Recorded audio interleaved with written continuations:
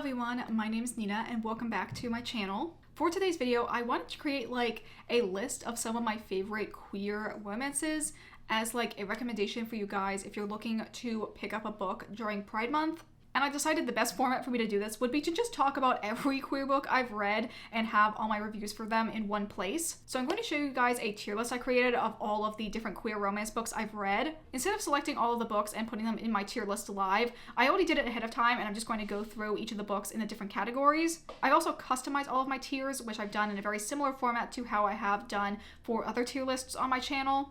These are all of the tiers over here.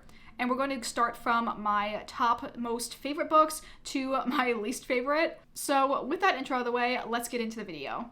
Starting off, we're going to talk about the top tier on my list, which is The Keepers. These are books that are my personal all-time faves, and I guess the ones I probably would recommend the most out of all of the books in this video. The first set of books I have are the two books in the Reaper duology, which is Silver Under Nightfall and Court of Wanderers. This is one of my favorite series of all time. It is an adult fantasy romance that follows our main character Remy, who is a vampire hunter, and his polyamorous queer relationship with two members of the vampire nobility. It has pretty much everything I love in it. It's got great romance. It's got really fun fake fantasy science and magical military elements to it. It's also got a lot of really good horror with the descriptions of some of the vampires. And it's just really funny and I really love all of the main characters so much. This is the one book I keep shilling for people to read on my channel. It's so good and you won't be disappointed. The next book I have to talk after that is my other favorite book of all time, and that is The Gentleman's Guide to Vice and Virtue. This is a YA historical fantasy. Pretty light on the fantasy element, but it follows our main character Monty, who is a young English lord who is going on a tour across Europe alongside his younger sister as well as his best friend, who he also might have romantic feelings for. Along the way, they kind of get shuffled up into this bigger conspiracy that involves a magical item. And overall, it's just a really good time. I really like Monty as a main character. I know he's probably not for everyone, and a lot of people find him a little bit annoying, but I think that's part of the overarching plot of the story, is watching him grow and change as he learns to be not so self-centered. And I really obviously like the best friend to lovers trope going on between him and his best friend Percy. I really like this book, and I'm definitely due for a reread, which will probably happen sometime this year. The next books I wanted to talk about are the two books that I have finished in the Locked Tomb series, which is Gideon the Ninth and Horror the Ninth. These are not necessarily romances, but there is a little bit of a romance subplot that I do think is pretty important for the overarching story. These are adult sci fantasy hybrids that, like the tagline on the first book says, is about lesbian necromancers exploring a haunted gothic palace in space. Honestly, couldn't have given a better summary of this book if I tried. I hate to dilute their relationship down to just common tropes, but the relationship of Gideon and Harrow is one of the best, very slow burn enemies to lovers relationships that you can have. Truly, by the end of this book, I was absolutely sold on their relationship with each other, and it really is a central theme and important crux for the rest of the series. The next books I have to talk about are the books in the Last Binding series, which include A Marvelous Light, A Restless Truth, and A Power Unbound. These are adult historical fantasies set in Edwardian England that follow a group of magicians as in actual magic users, who stumble upon a conspiracy that's tied up to the source of all of their magic. Each one is a separate romance between a magician and then a non-magical person who then discovers they have some sort of special magical power. The first one is an MM romance, the second one is an FF romance, and the third one is another MM romance. The books are pretty evenly split between overarching plot and then the romantic development. And I really like all of the relationships in the end, and I really enjoyed the overarching story a ton. The first book in the series can be a little bit slow, but I think it's definitely worth it for the relationship development that happens. And overall, I just really love this series. The next series I wanted to talk about in my Keepers category is the Grandmaster Demonic Cultivation, or Modao Zushi, or MDZS, which is a Danmei, or Chinese boys love. This is the basis for the very popular show on Netflix, The Untamed. And it basically follows our main character who was this ruthless, really powerful magic user in his past life, and he is reincarnated into the body of this random guy and ends up running into his childhood rival, and the two of them are kind of working on this big murder mystery plot line. This also, I guess, would be categorized as a slow burn in that the characters don't really realize they have feelings for each other until the fourth book in the series. But overall, you get a ton of really interesting character development with them. I really love the main character Wei Wuxian. I think he's so fun and I really love his personality, and it makes him a very easy and fun character to follow along with. And the last book in my keepers category is The Song of Achilles. This is an adult Greek mythology retelling and tells the story of the Greek heroes Achilles and Patroclus. I love this book so much, and it really kicked off my love of reading Greek mythology retellings. And the brainworms that this book has caused for the ship of Patroclus in my mind, I still am thinking about them like 4 years later. And honestly, this is another book I really need to do a reread for. Okay, now that we're done with the keepers category, we can move on to the second tier in my list. And this is called This Is My Heartstopper. This is basically a list of queer books that I think are not only good for like storytelling, but they also usually have a heavy emphasis on the queer experience and like what it feels like to be a queer person. The first one in this category is Don't Want You Like a Best Friend, which is a more recent read for me. This is a lesbian historical romance set in like the middle of the Victorian era that follows two girls that are debuting in society and kind of have a Parent Trap plotline where they're trying to set up their respective widowed parents together, but end up falling for each other in the process as well. This book I feel like is really good in setting up the romance and the Parent Trap plotline, and also having the third element of like what it was like to be a queer woman in a very restrictive society. And all those aspects of queer angst like just really hit for me. The next two books I'm going to kind of talk about in tandem, and those are Imogen Obviously and Felix Ever After. They are both YA contemporary romances. I feel like these books are both very similar in that they focus on what it's like to be a young teenager coming into your own identity and joining the queer community. For Imogen, obviously, it's focusing on our main character, Imogen, who previously thought she was like a straight capital A ally until she realizes she's starting to have feelings for this girl she's recently met. And Felix Ever After focuses on Felix, who is a trans boy whose dead name and pictures are leaked by a nefarious person at his school. But it also focuses on him kind of like redefining his own identity because he's not 100% sure if like the trans male label is one that fits well for him. I would put both these on the list of like quintessential like queer contemporary YA books that I think like a young queer person should try and read. Next one I wanted to talk about is Teach the Torches to Burn. This is a Romeo and Juliet retelling that instead of being Romeo and Juliet is Romeo falling in love with Mercutio's younger brother Valentine. This one I put in the list because I feel like there is a big focus on like finding your own happiness and staying true to yourself against what other people may think of you. A big plot in the story is Romeo kind of realizing that he doesn't have to do just what his parents think is best for him, and he should instead like focus on finding his own happiness. And I feel like all the chapters that focused on that really got the message across in a good way, and I really liked that aspect of the story. The next book I wanted to talk about is Aristotle and Dante Discover the Secrets of the Universe. This is a queer historical, if you can call it like the 80s historical / contemporary that follows on two young boys, Ari and Dante, who are in high school and meet over summer break. Dante then has to move away, and it kind of chronicles their relationship as they're both together and apart. This one is another like kind of like coming of age, realizing your own identity, as Ari starts to realize that he maybe has stronger feelings for Dante than just friendship. I really like this book. I also find it very funny. I really like the character of Dante and just his whole personality. And I really enjoyed my time reading this book back when I read it like 3 years ago. Next book after this is Cemetery Boys. This is a YA contemporary / fantasy that follows our main character Yadriel, who is a young trans boy who is part of a family of witches. His family lives at like the edge of a cemetery, and he ends up meeting this ghost of a boy that was in his class who is named Julian. Julian has no memory of how he died, so Yadriel helps him kind of like track down what happened to him in the last couple days when he was alive to figure out the circumstances that led to Julian's death. This book focuses a lot on like Yadriel trying to like prove himself and like his manhood to the other members of his family who aren't really 100% sure how to handle him now that he's come out as trans. I really liked him as a main character and the relationship he has with Julian. This book I really recommend, and is definitely one I definitely need to do a reread of in the near future. The next book I wanted to talk about is Dead Collections. This book is a lot of different genres. It's like an adult lit fic / horror that follows our main character Soul, who has the disease of vampirism, which in this world means he needs to feed on blood and can't be out in the daylight. He has a job working as an archivist, which is perfect for him since he has to basically work in like an underground bunker without any like light pollution. And he starts up a romance with a widow that comes in to donate all of her late wife's effects. Soul is also trans, and the person that Soul starts a relationship with is still like figuring out their own identity after having identified as a lesbian for most of their life. There's a lot of really interesting conversations that happen in this book about gender and fandom interaction, and about like just like the fluidity of gender and the ways that people can identify. This book can, I think, read a little bit like info dumpy, because it does have the characters go through quite long bouts of dialogue discussing all of the themes of the book. But I personally really liked it and found the discussions really fascinating.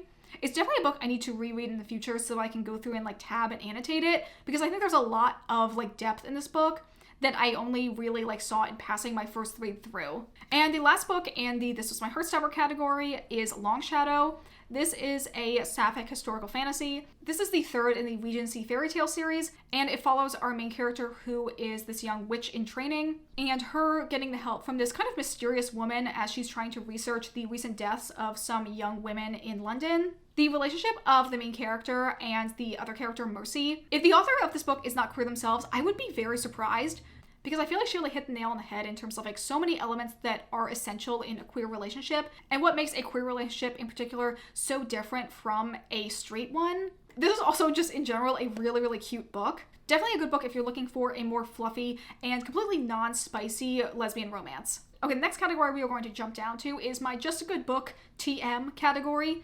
And these are books that do have queer relationships in them, but I don't necessarily think they're like breaking the mold in other ways. They're just overall, like structurally in the storytelling aspects, really good books. The first one is A Dowry of Blood. This is a polyamorous vampire story that is written as a letter from the main character Constanza to her now deceased husband. This book, in terms of writing and like just the descriptions of things, is so beautifully told. And you do really see the relationship develop between Constanza and the two other brides of their now deceased husband, and how they all sort of bonded together against the force of adversity that was this husband. Kind of move these out of order, but the next three books I'm going to talk about are The Secret Lives of Country Gentlemen, A Rulebook for Restless Rogues, and Red, White, and Royal Blue. The first two are historical romances, and then Red, White, and Royal Blue is a contemporary romance. But all of these I feel like are just perfect in being romance novels. I feel like the characters are really well written, their chemistry just like leaps off the page, and all of them are really funny and have good banter, as well as really interesting side characters that overall make the whole story really come together. Next book on this list is Winter's Orbit. This is a adult sci-fi that follows a arranged marriage plotline between the two characters, Kem and Jinin. This book does have an undercurrent of one of the characters previously having been in an abusive relationship, and how that's kind of coloring his interactions with his new husband. So that element's kind of added into the romance is really interesting. But overall, I really like the overarching plot and the more like political intrigue side of the story. And again, this one does have really interesting like side characters that get developed more and all like kind of perfectly play their role in the final like big confrontation. And the last book in this category we have is Voyage of the Damned. This is a adult fantasy murder mystery set on a boat. I really like this book mostly for the murder mystery element and also for the development of all of the side characters. I really liked our main character D. I think he's really funny. I don't really love his romance actually. That's probably one of actually the biggest detriments I have for this book. But overall, I really like the world building elements and the interactions with a lot of the main characters. So that's why it's made it into this category. The next category we have to go down and talk about is the My Little Meow Meows category. And these are books that maybe are objectively bad or cringy, maybe a little bit campy, but I really love them. The first series in this category are the first two books in the Charm of Magpie series. These are historical fantasy romances set during the Victorian era, who in the first book at least follows our main character Lord Crane, who has a curse put on him by an unknown force, and he seeks out the help of the magician Stephen Day to help lift the curse and find out who has it out to try and kill him. I really like these books. I think the first one is just a good book overall, but I feel like these books really have the energy of like a serialized villain of the day type format, because the second book is a lot more goofy in my opinion. But I feel like overall they're just like a very campy, smutty, silly time,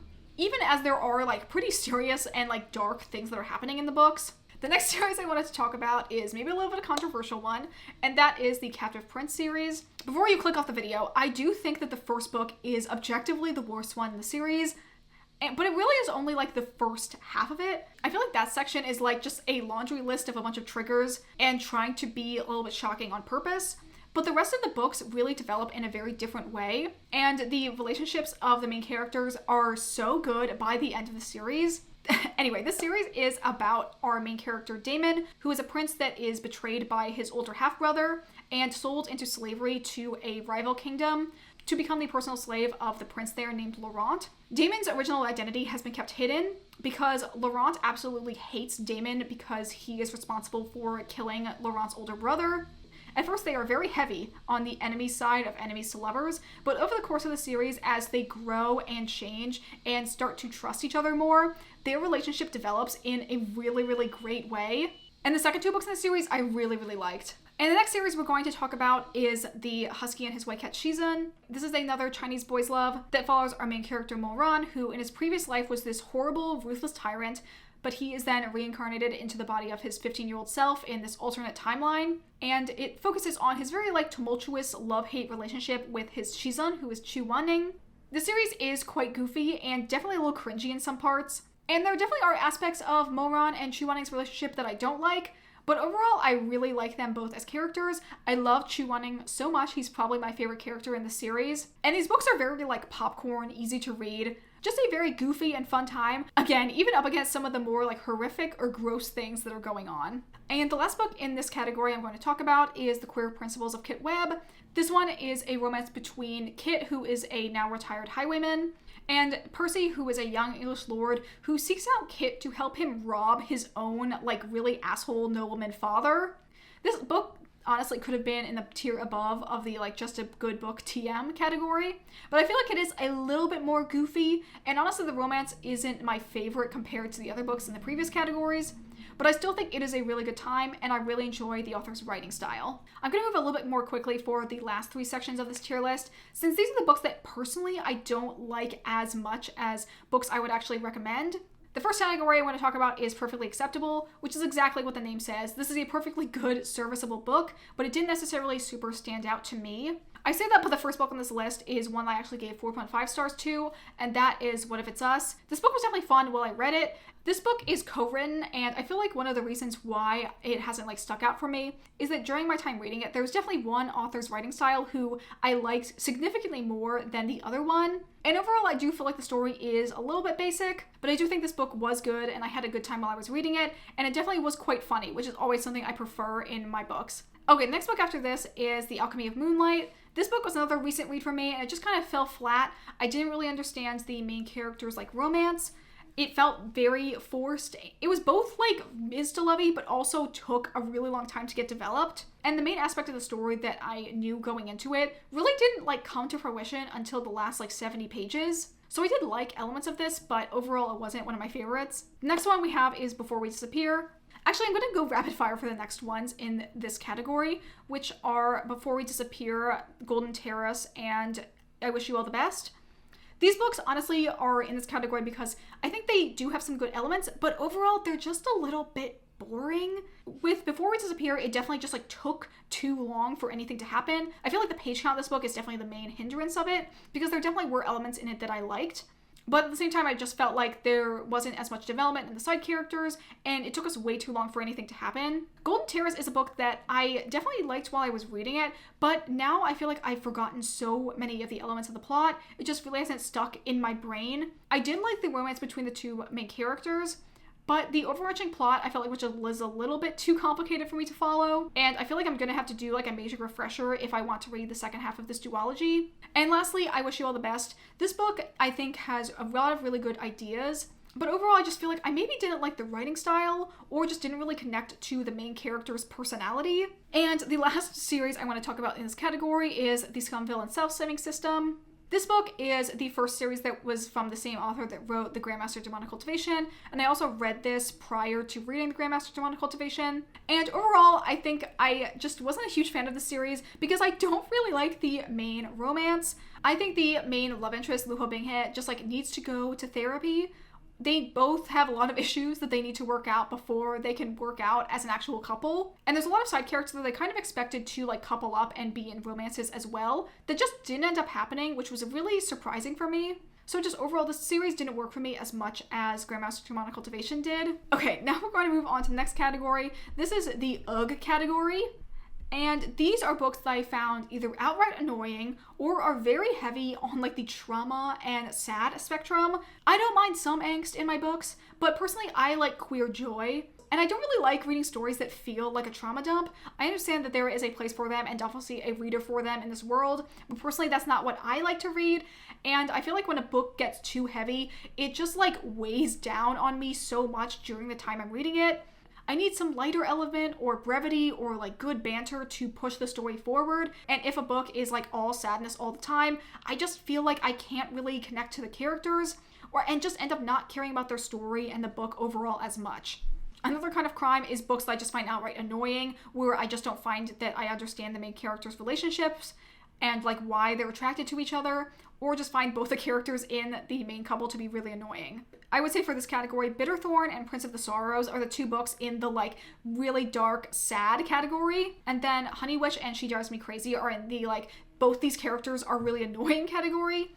And then In Deeper Waters and Thousand Autumns are more so these books are just boring and I don't really get anything from the main characters personality-wise. So all these books are not ones I personally would recommend. I know there's an audience for at least some of them, and I'm not saying that all these books are poorly written. Actually, quite a few of them I honestly would read from these authors again. But these books, considering my own taste, just like didn't work for me. Okay, finally we're moving on to the last category, and this is what I've called Failed the Assignment. These are books that are kind of bad, and I just feel like they did not do what they were trying to do, and thus they kind of failed the assignment. The first one of these is Mortal Follies.